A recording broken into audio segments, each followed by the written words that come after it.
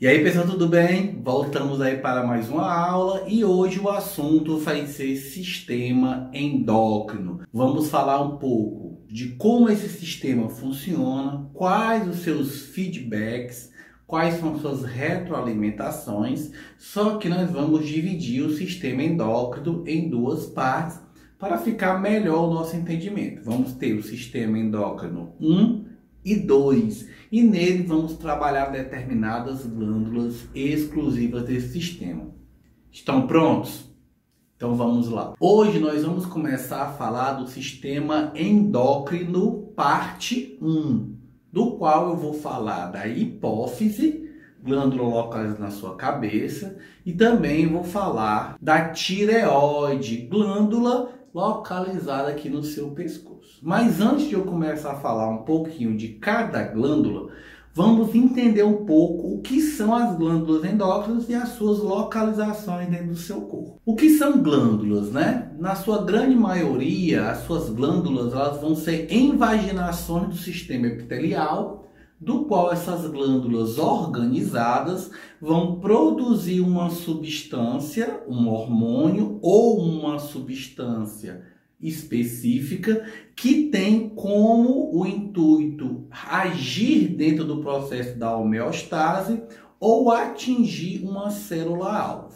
Então nós podemos dividir essas glândulas em três tipos: exócrina, aquela que libera a substância que ela fabrica ou para um ducto que libera para dentro do corpo ou um ducto que libera para fora do corpo. Mas essa substância não cai na corrente sanguínea. Não é o objetivo da nossa aula hoje, tá? Eu tenho glândulas mistas, como o pâncreas, que ela tanto fabrica substâncias exócrinas, como também vai fabricar substâncias endócrinas. Então, o pâncreas vai ser observado na próxima aula com uma visão endócrina. E nós temos as glândulas endócrinas, que é aquelas que são ligadas a vasos, fabricam uma substância específica que cai na corrente sanguínea e vai atingir uma célula-alvo. Então, esse é o nosso assunto. Como você pode observar nessa figura, eu tenho uma listagem de glândulas que nós vamos trabalhar, desde a sua cabeça até a sua parte genital. Então vamos lá. Na cabeça eu vou trabalhar a hipófise, uma glândula importantíssima. No pescoço eu tenho duas outras glândulas, que é a tireoide e a paratireoide.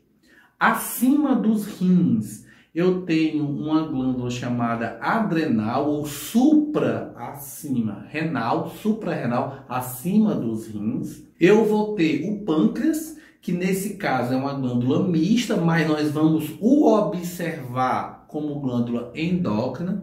E na região genital eu tenho no homem o testículo, na mulher os ovários. Então todas essas especificações fabricam determinados hormônios que nós vamos trabalhar hoje. Para que eu possa entender a magnitude de importância dessas glândulas, eu tenho que entender o seu objetivo. Nesse caso é fabricar hormônios. O que é um hormônio, tá? O hormônio é uma substância, muitas vezes proteica, com cofatores, lipoproteicas, tá? Ou também com outros tipos de cofatores, como alguns minerais, que vão como objetivo, né, acelerar uma reação química ou provocar uma reação química. Então, eu tenho várias maneiras de catalisar essas relações, essas ações que deveriam ocorrer, mas só ocorrem se eu fabricar uma outra substância. Como você pode observar aí nessa figura, ele mostra que a reação abaixo, ela só vai ocorrer se o receptor se ligar a um produto, que nesse caso é um hormônio. Ou seja, esse hormônio se liga ao receptor, ok, dentro de um grupo, né, de ligação. Esse receptor agora se torna habilitado para fazer com que a reação abaixo ocorra e eu possa, no caso aí, gerar uma ação ou catalisar uma reação química.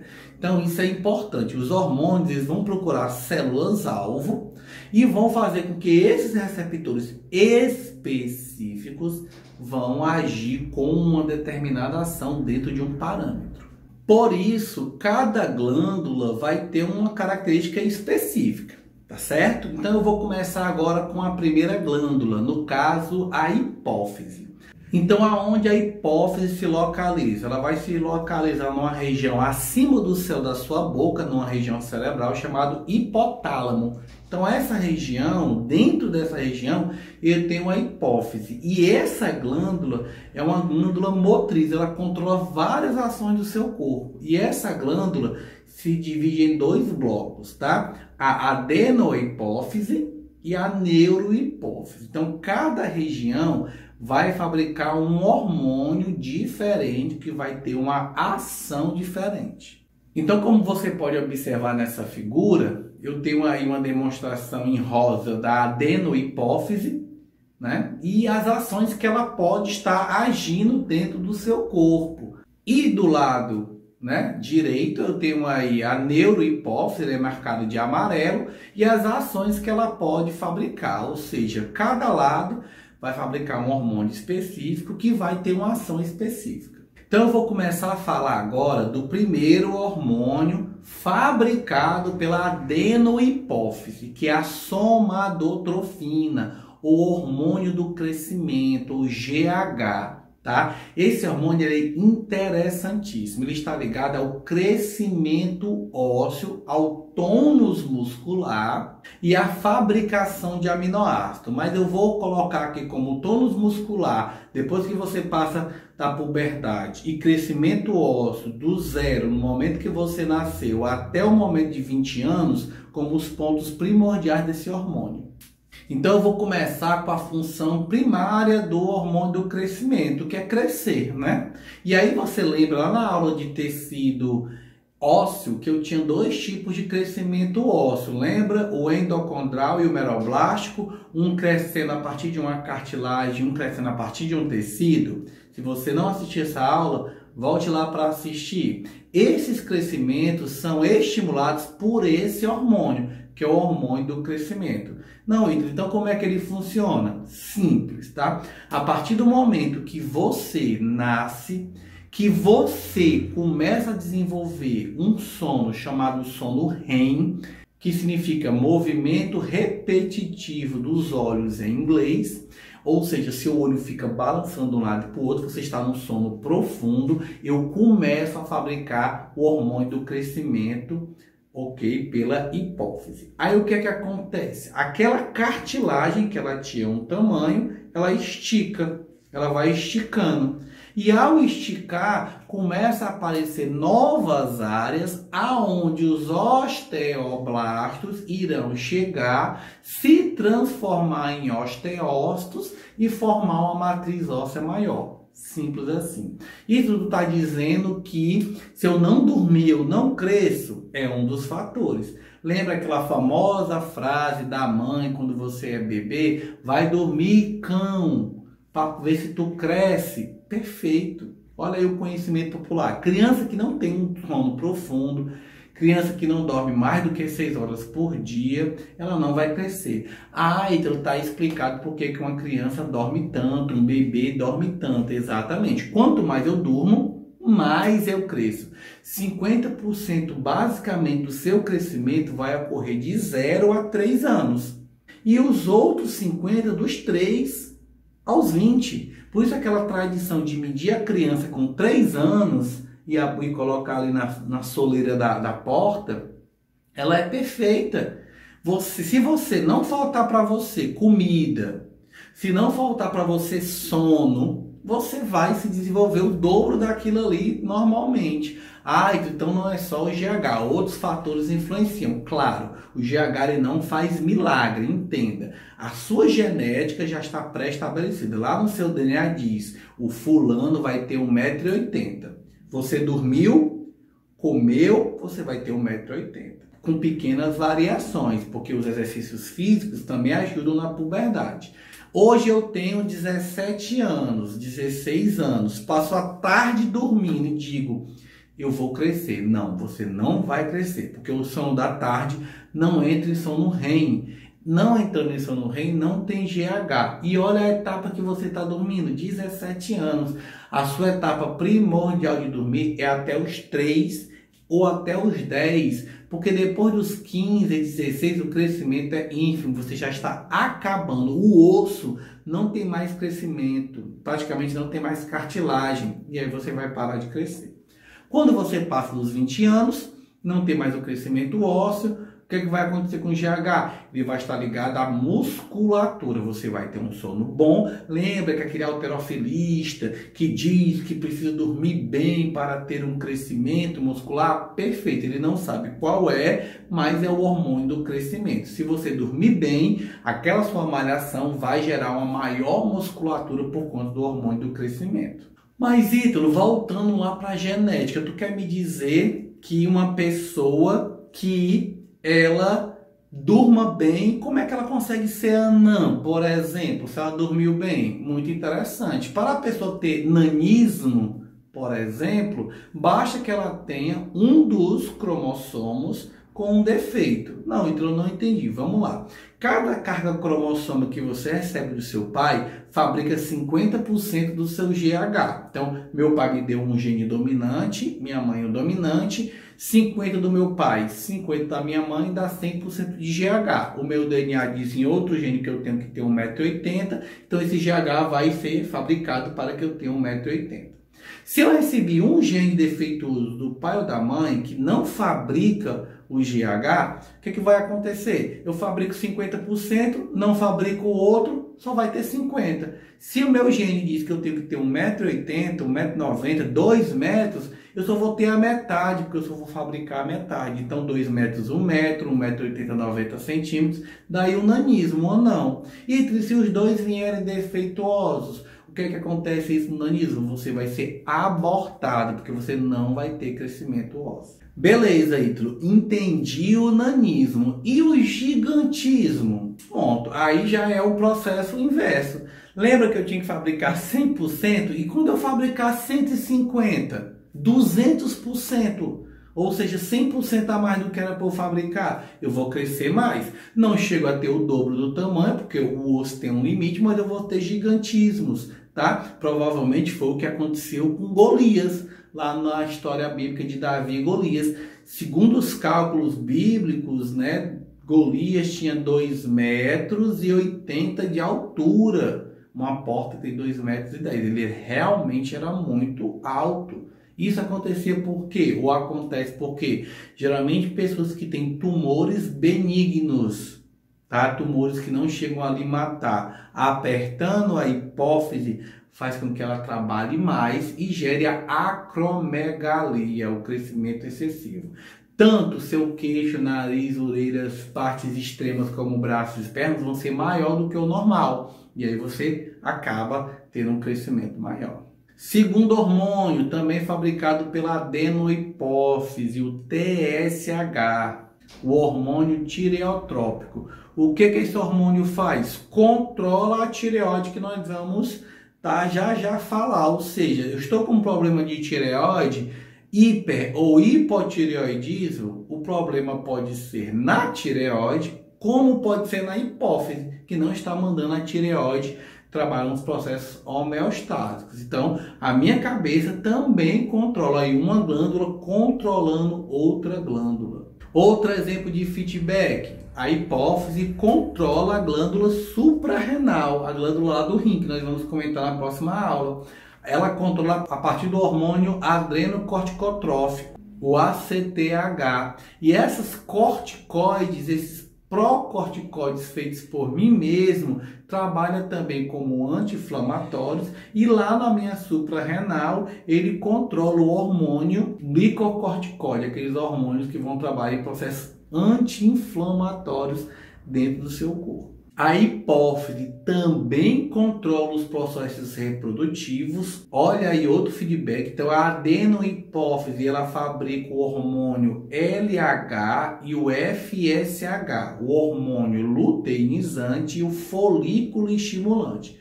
E em homens e em mulheres, eles vão agir de maneiras diferentes. Nas mulheres, o luteinizante e o folículo estimulante vão trabalhar no processo ovulativo, né? Então o nome já diz, folículo estimulante. Ele vai desenvolver, vai estimular o desenvolvimento do folículo primário que já está lá no ovário. Esse folículo vai crescer. E o luteinizante vai formar o corpo lúteo, que dentro vai ter o ovócito primário, o secundário. Esse ovócito vai ser exposto para ser fecundado. O corpo amarelo vai continuar controlando outros hormônios, progesterona e estradiol. E aí você vai ter o período menstrual, o período que você menstrua, o que você está fértil, o que você está desenvolvendo o útero até você menstruar. Já nos homens, esses hormônios trabalham com outras questões. Eles trabalham com a fabricação de testosterona, que é um hormônio masculino. Então, tanto vai determinar, por exemplo, as características, como na masculinidade vai dar o libido, a vontade de relação, a potência sexual, como ele vai desenvolver os espermatozoides. Ou seja, eu posso ser um homem estéril por falta de hormônio luteinizante. Eu posso ser um homem que não tem um desejo sexual por conta do hormônio folículo estimulante. Outro hormônio fabricado aí pela cabeça, né? A prolactina. O que é que a prolactina faz? Basicamente, a prolactina está ligada ao processo também reprodutivo. Nas mulheres, ele está ligado com o processo de lactação, daí prolactina, proláctea, fabricar leite, né? Ele é um dos motivantes do desenvolvimento da glândula mamária e da formação do ducto da glândula mamária até a auréola, o bico do peito, para que o leite saia.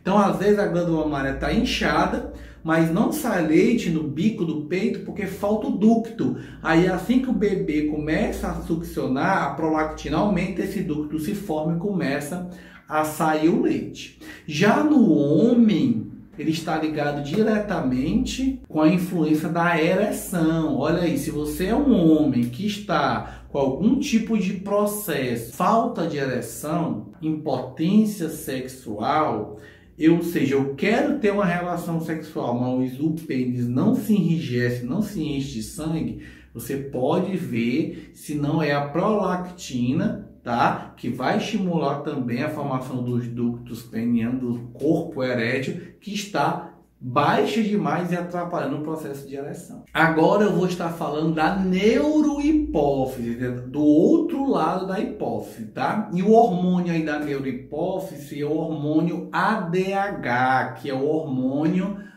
antidiurético. O que esse hormônio faz? Basicamente, tá?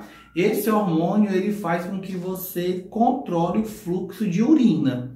Lá no sistema renal, então esse hormônio, né, o ADH, hormônio antidiurético, anti-fazer xixi, ou também chamado de vasopressina, porque ele controla a vazão e a pressão do vaso, ele vai estar ligado influenciando o rim. Então vamos lá, eu tenho muito ADH, eu tenho muita pressão no vaso, o vaso fecha. O vaso fecha, ele forma pouco filtrado glomerular. Consequência disso, eu faço pouco xixi. Aí o hormônio antidiurético baixa, diminui. Aí o que acontece com esses vasos? Ele aumenta. Eu faço mais xixi, eu vou ter mais fluxo de filtrado. Ítalo, o que é que pode fazer com que esses hormônios fabricados na hipófise baixem?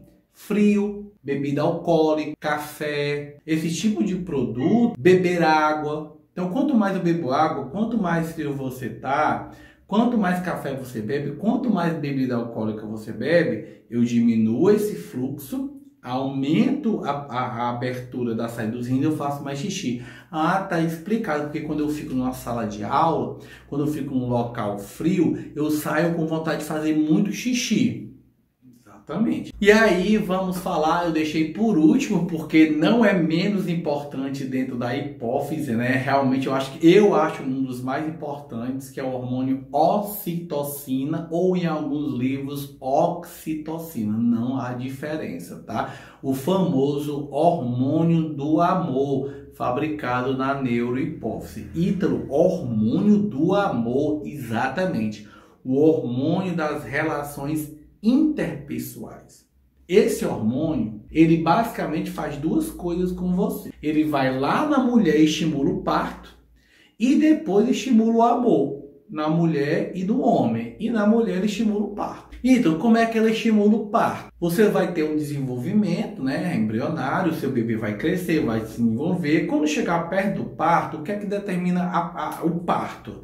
É a degeneração da placenta, que é o órgão que vai alimentar o bebê. Quando essa placenta degenerar, ela for perdendo a capacidade de oxigenar o bebê, ela manda um sinal para a tua cabeça e a hipófise vai pegar e liberar a ocitocina para ti. O que é que a ocitocina faz com a mulher? Ela vai começar a gerar contrações da musculatura lisa.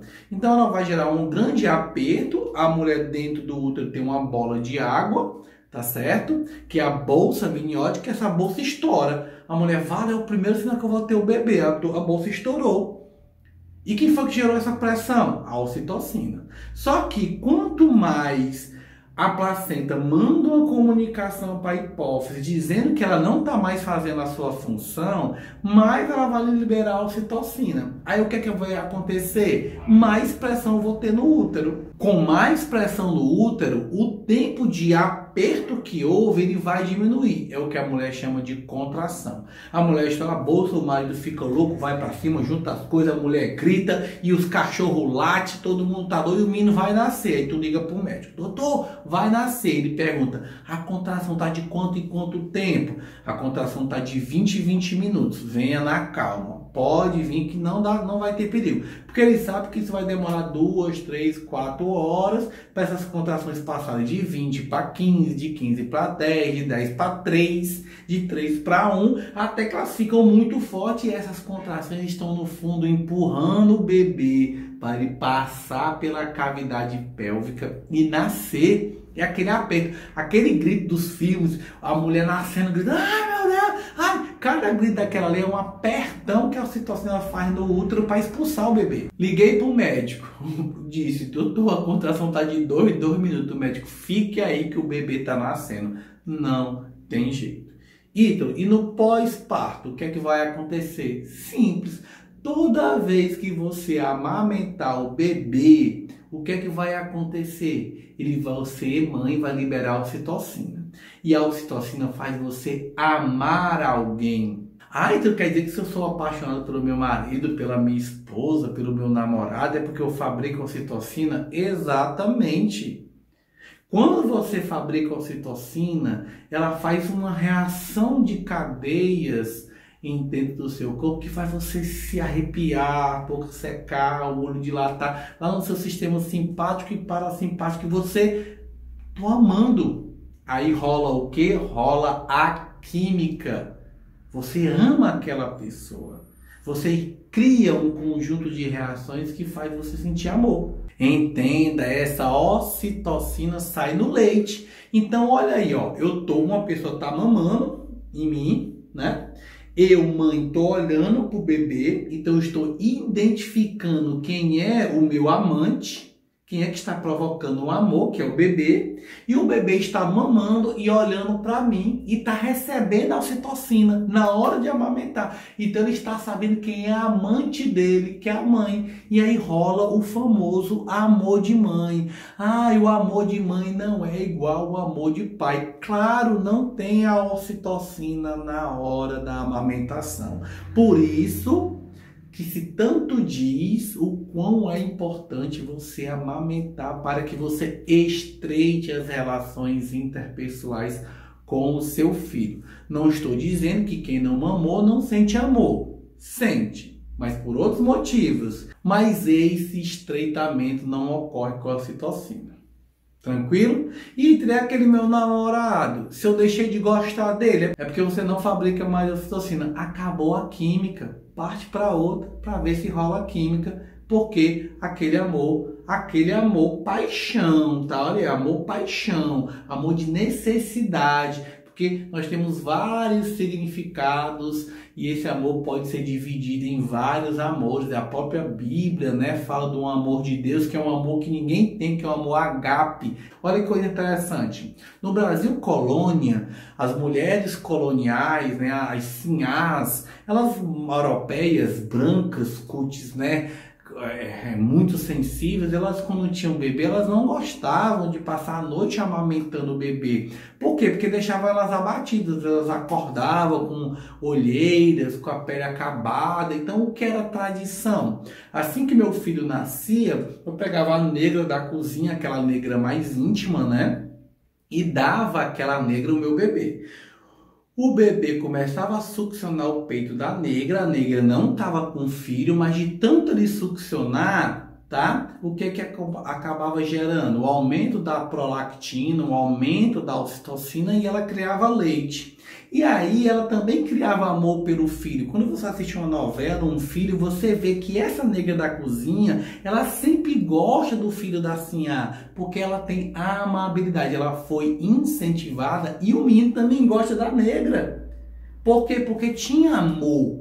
Tinha amor. E olha que coisa interessante, quando o bebê ia falando, fonando, a primeira pessoa que ele chamava amorosamente, às vezes não era nem a mãe, era a negra. Ele não falava mamãe, ele procurava a negra da cozinha. Como era o nome no Brasil da negra da cozinha?